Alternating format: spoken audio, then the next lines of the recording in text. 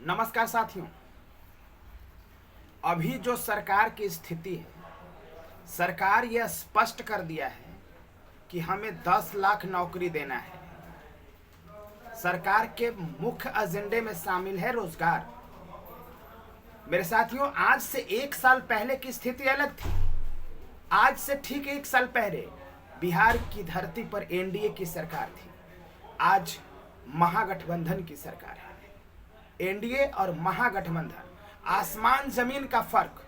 जहां एक ओर एनडीए का यह विचारधारा है कि सरकारी नौकरी और रोजगार नहीं देना है, तो एक तरफ महागठबंधन का यही मेजर एजेंडा है कि हमें पहली कलम से 10 लाख नौकरी और रोजगार देना है। मेरे साथियों, जब हमने ये आंदोलन की शुरुआत किया था, उस समय एनडीए का शासन हुआ करता। मैं ये जानता था कि संघर्ष बेहद जरूरी है, और तभी मैंने संघर्ष का ऐलान किया था, आगाज किया था, और 1 हैंडेड इस संघर्ष को मुकाम तक पहुंचाया था। आज यहां पहुंचा दिया कि लगभग नियमावली बन चुकी है। अब नियमावली कैसे बनी है, क्या बनी है, इसके बारे में ज्यादा चर्चा करने की जरूरत नहीं है। बस इतना ही कह रहा हूं कि पहले का तरीका बदल चुका है। दूसरी बात एक और कह रहा हूं, उस समय भी इन गद्दारों ने मुंह बंद किया था, चुप रखा अपने मुंह को, साथ नहीं दिया था मेरा।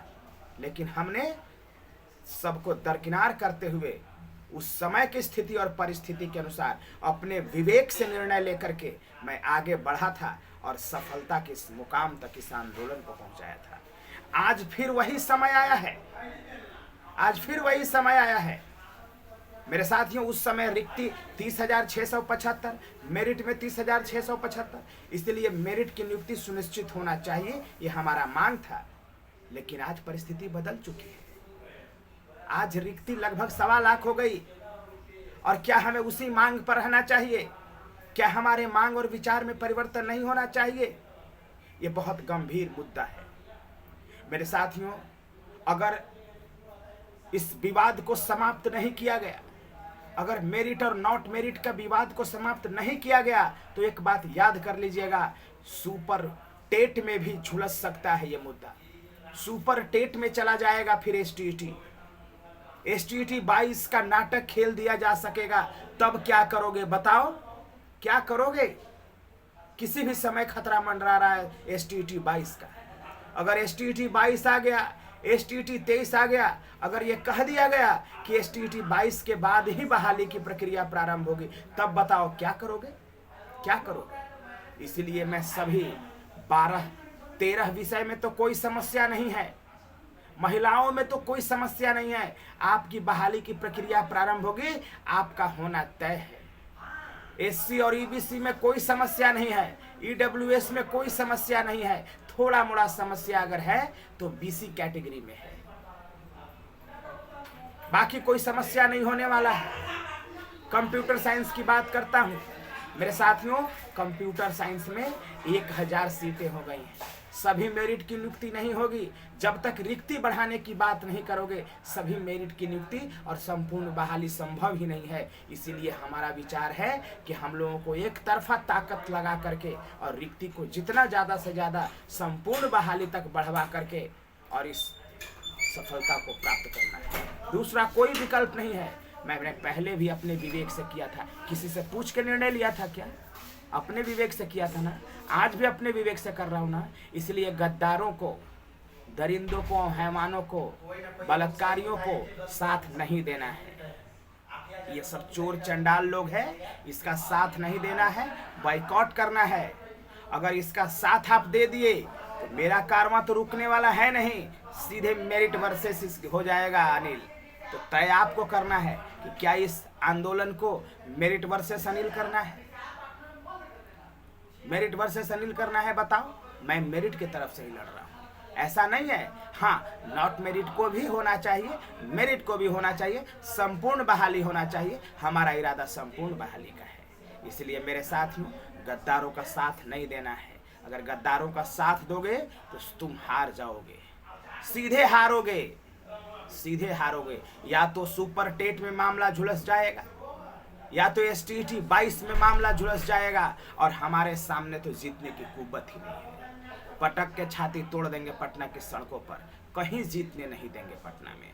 कोई नेता का समर्थन हासिल नहीं करने देंगे पटना की सड़कों पर। कोई माई के लाल पैदा नहीं लिया है जो हमसे जीत सके। इसलिए मेरे साथियों, मैं मेरिट के लिए ही लड़ रहा हूँ। मेरिट वाले साथियों से निवेदन करता हूँ कि आप हमेशा मेरे साथ रहें, मेरे विचार का समर्थन करें। वक्त और परिस्थिति के अनुसार मैंने ये निर्णय लिया है और मुझे उम्मीद है कि आप मेरा साथ देंगे।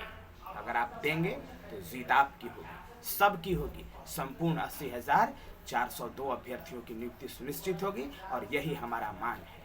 मेरे साथियों, हम जीत की ओर हैं, जीत के करीब हैं।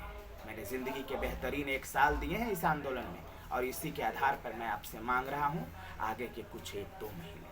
और भरोसा करिए, संपूर्ण बहाली का तोहफा आपके हाथों में दूंगा और इन गद्दारों को बाइकआउट करना है, हर रूप से बाइकआउट करना है। न तो शारीरिक योगदान देना है, न आर्थिक योगदान देना है, किसी भी रूप में साथ नहीं आना है।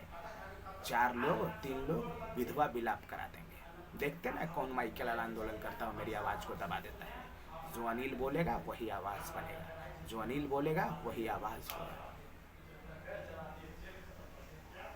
यही मेरा विचार है मेरे साथियों। गद्दारों को बाइकआउट करिए, वरना अगर आपने साथ दे दिया गद्दारों का तो सोच लेना ये आंदोलन अपने आप मेरिट वर्सेस अनिल हो जाएगा। कभी भी मिस्टेक और भूल मत करना, मेरिट वर्सेस अनिल मत करना। इस आंदोलन को हाथ जोड़ करके विनती है, हाथ जोड़ करके विनती है, क्योंकि गद्दारों को तो मैं पराजित करूंगा ही करूंगा। गद्दारों के फेर में कहीं मेरिट न पराजित हो जाए, इसलिए हम मेरिट को कभी पराजित नहीं करना चाहते।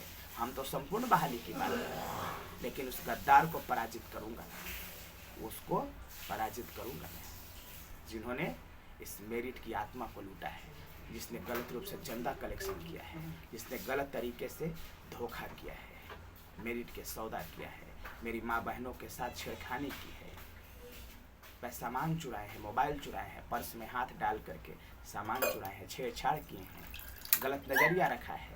आंदोलन के समय गद्दारी किया, जब मैं जेल चला गया तो भाग गया। 25 फरवरी को गद्दारी किया, भीड़ को तोड़ दिया।